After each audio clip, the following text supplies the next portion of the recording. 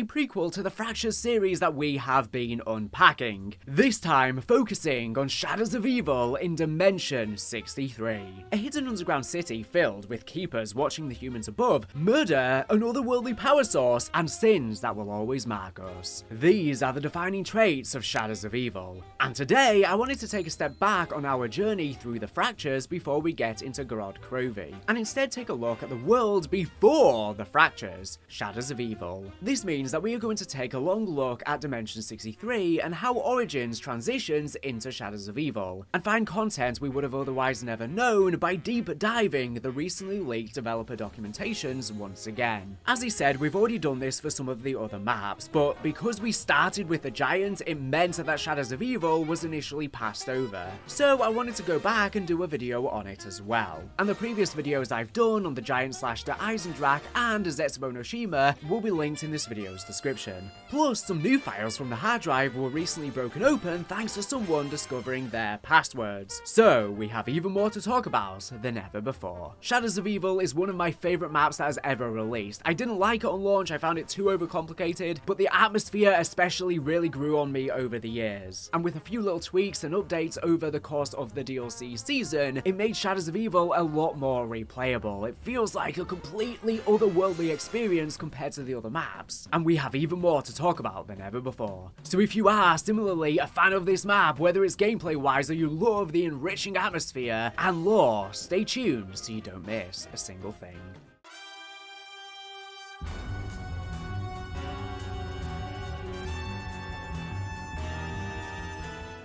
So, the origins of Shadows of Evil go way back. To Origins, of course. Shadows of Evil takes place in Dimension 63, the same alternate timeline we first got a look at through Black Ops 2's final DLC. But even though Primus opens up a gateway to Agatha at the end of the Easter egg, the dimension goes on. And because of the wild history warping events that happened in and around France, by the time of Shadows of Evil, the world is drastically different than our own. The biggest single difference is the presence and public knowledge of Element 115.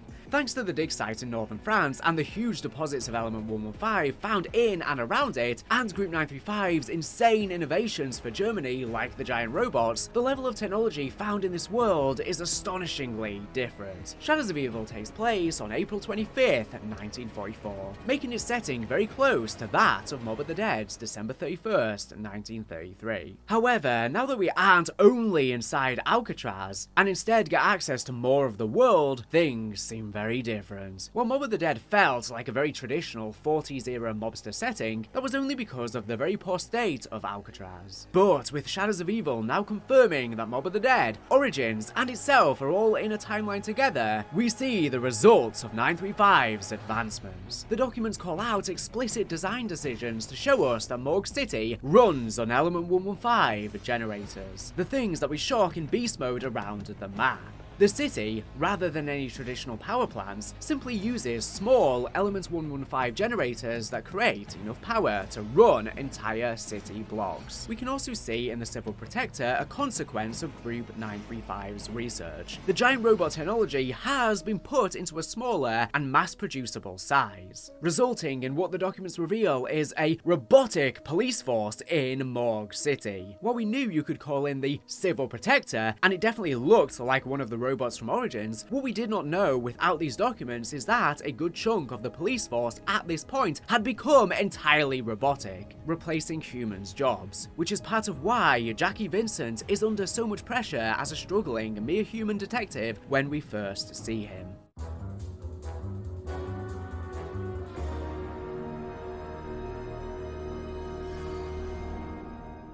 Speaking of Jackie and the pressure he's under, the documents also give us a much better look into what the SHADOWMAN meant when he said, "Your sins serve only as an invitation." The documents get into specifics, showing us that each character had committed murder, as we see in the intro cutscene, but also that each character and their murders embody a specific sin. Jessica Rose's being greed, Floyd Campbell's being pride, Jack Vincent's being lust, and Nero Blackstone's being envy. A document document describing them says they are not nice people. Each is lying, conniving, manipulative, and selfish individuals with a long history of misdeeds. Their desperate situations push them to commit murders that reflect their deadly sins. From blackmail cover-ups to rigged fights, corrupt betrayals, and envious schemes, as they awaken in Morg City's undead nightmare, battling confusion and amnesia, they are forced to confront the consequences of their actions. The documents reveal why they are here. Their sins have damned them to this twisted reality, where they must piece together the events that led to their downfall. Jessica Rose is a burlesque dancer at Morg City's most upscale nightclub, her beauty drawing the attention of powerful men. In her youth, she may have fallen for their empty promises, but now she's a master manipulator, exploiting their weaknesses for her own ends. The documents reveal she's on the brink of Hollywood stardom, having secured a movie studio contract, a dream she believes she deserves. But her greed for fame and fortune is threatened by a blackmail plot involving compromising photos from her past. To protect her ambitions, she lures and kills the photographer, silencing the threat. Later, she eliminates the producer, likely a studio figure who could expose her, ensuring her path to glory remains clear. Jessica's manipulative nature and ruthless pursuit of wealth define her, marking her as a femme fatale who will kill to get what she wants. The intro to the victim reads, "The photographer murdered to bury the blackmail photos." The in-game victim is the producer, killed to secure her Hollywood dreams. Sin, greed, her insatiable desire for fame and fortune drives her to murder. Moving along, we now have Floyd Campbell, the boxer. His sin is pride. A boxer in his early 30s, Floyd is a dirty fighter who's long abandoned any hope of being a legitimate contender. The documents detail his cheating tactics, removing padding from his gloves and hiding brass knuckles under his wraps, not just to win, but to inflict maximum damage. His pride refuses to let him accept his journeyman status, and with fewer opponents willing to face him, he's turned to debt collection for the underworld figures. When offered a last-minute fight against the #1 contender, Floyd seizes the chance to prove himself, especially with the promoter betting big on an upset. He ensures victory by brutally killing his opponent in the ring. Later, he murders the promoter, unwilling to share the glory of his rigged triumph. Floyd's prideful arrogance and violent tendencies make him a dangerous man who kills to protect his ego. The intro to the victim is the opponent, beaten to death with brass knuckles to guarantee a win. In-game victim, the promoter, killed to claim full credit for the upset. As we said, his sin is pride. His refusal to accept defeat fuels his cheating and murders. We now have Jack Vincent, the detective, his greed of lust. Jack Vincent is a corrupt detective with a history of taking more bribes and framing innocent men, his misdeeds piling up over years. The documents reveal he's now a prime suspect in a department-wide corruption investigation, with the worst possible timing. His clean-as-a-whistle partner is growing suspicious. His longtime snitch demands a bigger cut, and he's drowning in debt to dangerous people. Driven by lust for power, control, and escape, Jack's judgment is clouded by frequent bar visits, where he drowns his sorrows. To protect his illicit empire, he kills his snitch to silence their demands. Later, he murders his partner, whose suspicions threaten to expose him. Jack's lustful pursuit of dominance and his willingness to betray those closest to him cement his status as a manipulative, selfish cop who kills him to maintain his grip on power. The intro victim is the snitch, killed to prevent exposure of his corruption. The in-game victim is the partner, murdered to eliminate a threat to his secrets. His sin is lust. His craving for control and indulgence leads to deadly betrayal. Fourth and finally, and a lot of people's favorite character, especially with Jeff Goldblum playing him, we have a Nero Blackstone, the magician. His greed, envy. He was born into immense wealth, is a terrible magician propped up by his family's trust, which owns most of Morg City's theatre district. The documents paint him as an arrogant, delusional figure, surrounded by sycophants who fuel his misplaced confidence despite his poorly performed tricks. His wife, also his stage assistant, performs alongside him. But as he prepares for his most ambitious trick, the Wheel of Death, his lawyer reveals the family fortune is nearly gone, partly due to his wife's lavish spending. Consumed by envy of others' success and desperate to maintain his status, Nero kills his wife.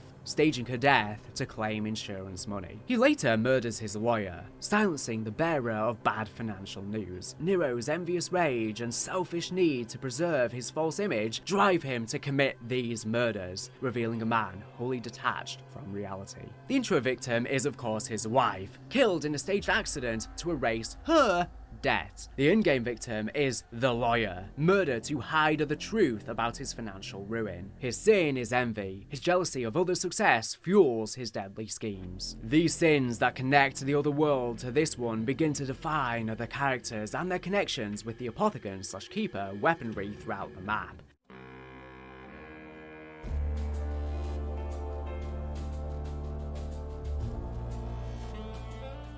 One thing the documents show us is that each of the specific sword forms, Apothicon and Keeper, have different names and engravings for each character. As you can see for the Magician variant, its Apothicon name is Marath Zorguamat, which means Shadow Star. The Keeper name is Shaitan Lukrima Hogra, which translates to Transcendent Eclipse. The Apothicon messages read, L reads, the Shadow Star falls into an ocean of decay. Ah, only the servants of the Apothicon survive. The Keeper messages read, L, I am the sword, Transcendent Eclipse. Ah, my light will unseal the Apothecon's doom. We now have the detective variant. The Apothicon name is Ulamagor Zortuk, which means Cursed Eye. The Keeper name is Krilasha Lu Amkalit, which means Eye of Eternity. The Apothicon language reads, L, the Cursed Eye endures forever. Ah, banishing all interlopers into the dark of space. The Keeper language reads, L, I am the sword of the Eye of Eternity. R reads, my vision will banish the Apothicons to the abyss. For the Boxer variant, the Apothicon name is Shubazor Ulagua, which means Heart Eater. The Keeper name is Krisalit La Amahim, which means blood and chaos. The Apothicon language reads, L, the Apothicon blade drinks the blood of keepers. Ah, all worlds feed the heart of shadow. The Keeper language reads, L, I am the sword of blood and chaos. Ah, the slaves of the Apothicon must flee from me, which I will delve into more in a second. And finally, we have the Therma variant of the sword. Apothicon name, Astana Nethergast, meaning Skull Gatherer. The Keeper name, Goalo Lu Kortan, the Teeth of Fear. The Apothicon language reads, L, Skull Gatherer destroys all keepers. Ah, destroys hearts, destroys chains, gather heads. The Keeper language reads, L, I am the sword, Teeth of Fear. R reads, my blade will sow chaos among the servants of the Apothicons. And we'll dive into that now.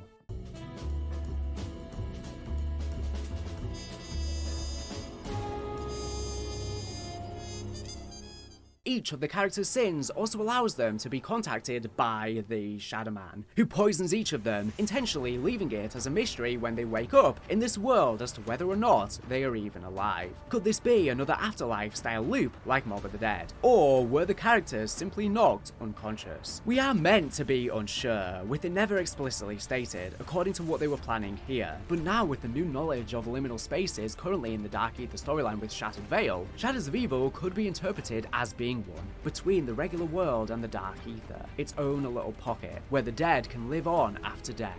We do get an interesting confirmation about the SHADOWMAN here as well. One that actually lines up with our recent theorization about his involvement with John D and my impossible Easter egg solve video. I'll link that on screen and in the description. It's highly recommended to watch after you're done with this video, and I did touch on it in that one as well, but to nutshell the few different videos we've done on it, we believe the SHADOWMAN was once a human named Edward Kelly, who was friends with John D, and the impossible Easter egg in Black Ops 3 is solving a John D style cryptographic puzzle with the De Eisendrach book titles, and then using that in conjunction with the Monty radio that was meant to play at the ending of Revelations to see that Monty himself is meant to be John D incarnate, ascended to a higher plane, joining the Keepers. The documents have a similar passage about the SHADOWMAN, saying the SHADOWMAN is a servant/slave of the Apothicons. He is from another dimension that was conquered by the Apothicons, and he has the ability to briefly project into other dimensions. So here in this short description on the SHADOWMAN, we get confirmation he is originally from a dimension of his own which was conquered by the Apothicons, and then he became an Apothicon. He was not originally formed as one. It's very likely that this original form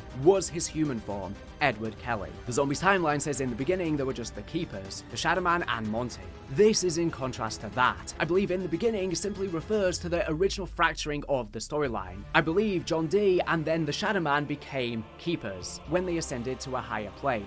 But the Keepers had a duality, so some branched off to the corrupted Keepers when they began tampering with the Dark Ether. The SHADOWMAN was enslaved by them as their lord and led them, acting as their agent, zipping around the galaxy, consuming worlds, whilst Monty stepped in as the protector of the overall universe and the fabric of life itself. The goal of the Keepers, which aligns with his goal of the Brotherhood of Illuminated De-Resurrectionists that the document outlines. So it seems like Edward Kelly may have never directly chosen to become an Apothicon. He could have been led astray and ensnared and enslaved. We also learn in the documents that a similar thing happened with the Apothicon Servant that I've already done a video breaking down the cut upgrade process. But basically the Apothicon Servant, hence its name, is a servant to the Apothicons. It too was part of a different race before that was enslaved, just like the SHADOWMAN. So ultimately, the SHADOWMAN initially was a victim, and he can't have always been a Keeper because the Apothicons never enslaved the Keepers or took over their realm, Agartha. There was the War of Agartha, but ultimately the corrupted Keepers / the Apothicons lost, and they were then banished to the Dark Ether, mutating over eons. This is not at all in line with what this document describes.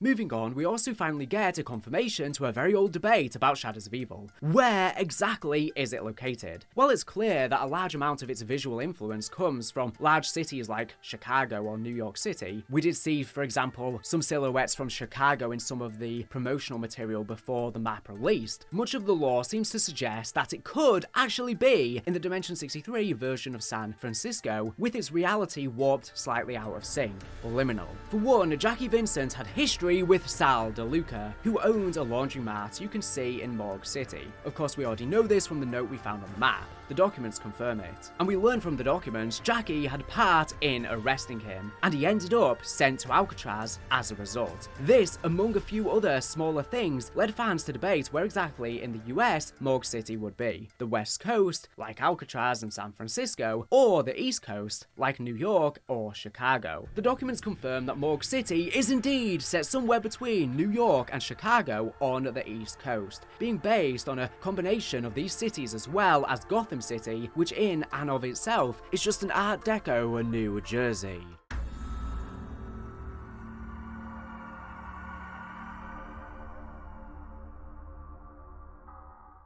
Speaking of cities, though, we also get some very interesting lore about the ancient-looking city underneath the Pack-a-Punch. Now, it was actually confirmed in an interview with Glitch and Queen last year, about 6 or 7 months ago, when they discussed about the KM44 Hypercube, that this was actually a missing city of the Keepers, that they had been residing there for a long time. The city that's behind you is the one that is Brown City. So that's, yeah, this what indicated there was a lot more underneath there. And the documents spell this out a lot clearer. We also get some very interesting lore about the ancient-looking city underneath the Pack-a-Punch. Here, we learn it was inhabited by a Keeper cult. The documents say the following about the Keepers. The Keepers are a race of beings trying to keep the Apothicons at bay and maintain order throughout all dimensions of time and space. They stand guard in every dimension and currently occupy Earth, living amongst the humans in secret. They hide in the shadows of the city as much as possible, collecting any artifacts that an Apothicon receiver may have made. They collect Apothicon relics from previous attempts to invade Earth, keeping them safe from the SHADOWMAN and their manipulated ritual agents. They want to stop the invitation rituals from progressing. While they prefer to stay out of sight, their presence has not gone unnoticed in the city, and it has created rumors within the population that a dark occult is operating in the city. Hiding in the Shadows of Evil City seems to suggest they stay out of sight somewhere, and later on in one of the design documents for area ideation, we see that a developer document confirms this underground ancient city was inhabited by Keepers originally, and once most of them left, their cult of humans stayed there as well. We also learn more about the swords, and by proxy, the Keeper presence in history in Dimension 63. The sword is referred to in the documents as the Glaives of the Fallen. The Glaives of the Fallen are ancient relic weapons of the Keepers for Archons, warrior rulers. When the Keeper Archons were struck down during the fall of UGARIT, I'm not sure how you pronounce it, their cult recovered the corrupted Archon swords. The cult has preserved them as relics ever since, storing them alongside eggs which contain the primordial embryos of the Archons in their next physical incarnation.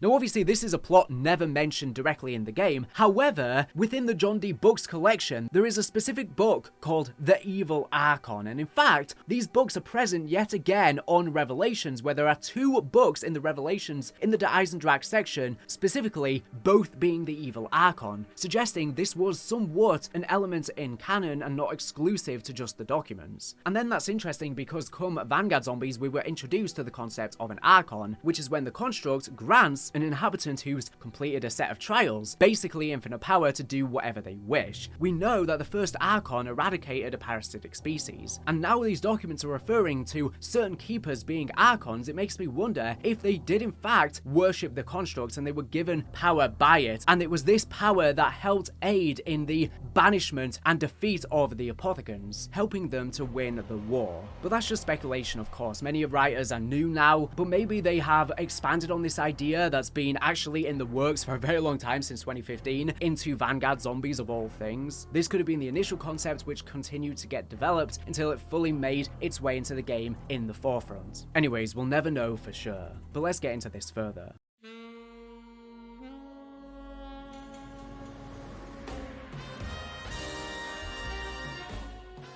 So here, we not only get a confirmation that the Keepers did have use of the word Archon and exactly what it is, which like I said we've discussed in our prior videos surrounding John Dee and the Der Eisendrache books, but we get reference to the fall of UGARIT. The fall of UGARIT was the destruction of a wealthy ancient city in Syria called UGARIT around 1200 BCE. This trade hub, famous for its early alphabet and myths like the Baal cycle, was burned to the ground, likely by mysterious raiders called the Sea Peoples, alongside earthquakes and famine. Letters from its last king, Amurapi, show a desperate plea for help that never came, and the city was abandoned forever. But this leaked Shadows of Evil document ties this real-world collapse to zombies lore, revealing that the Keeper Archons, warrior rulers who were at the time wielding the Glaives of the Fallen, were struck down during UGARIT's fall. This means that the Ghost Keepers we give the swords to restore them are likely these Keeper Archons struck down in UGARIT. Their cult saved the corrupted swords and eggs holding the Archons' embryos, preserving them as relics. So,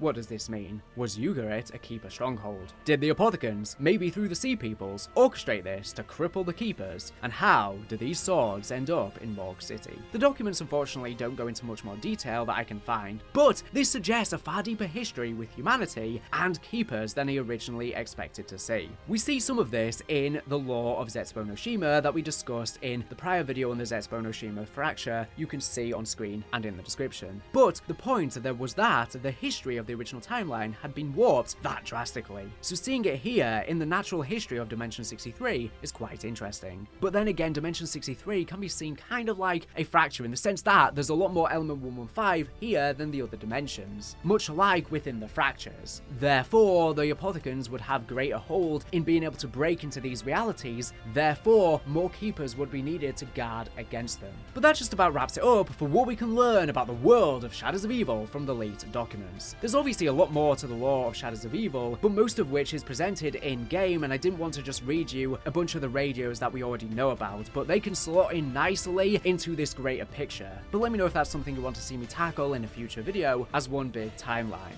These fracture videos are far more about the new information we can glean from the documents about these maps and stuff that isn't just communicated fully in-game, but things like this that are only ever alluded to and loosely hinted at. The next video in this series will likely be on the Agonia Fracture and Gorod Krovi, especially because one of the documents that was recently unlocked I mentioned earlier has some information on Gorod Krovi and the destruction of the moon thanks to the Eisendrache, and the effects on this fracture. This ends up in a whole rabbit hole about eye color, so it will make for a super interesting video. Until then, let me know your thoughts about this new information, Shadows of Evil. Anyways, thank you for watching the video, make sure to subscribe subscribe if you're not for latest and greatest Call of Duty news information. So anyways, thank you for watching, and bye.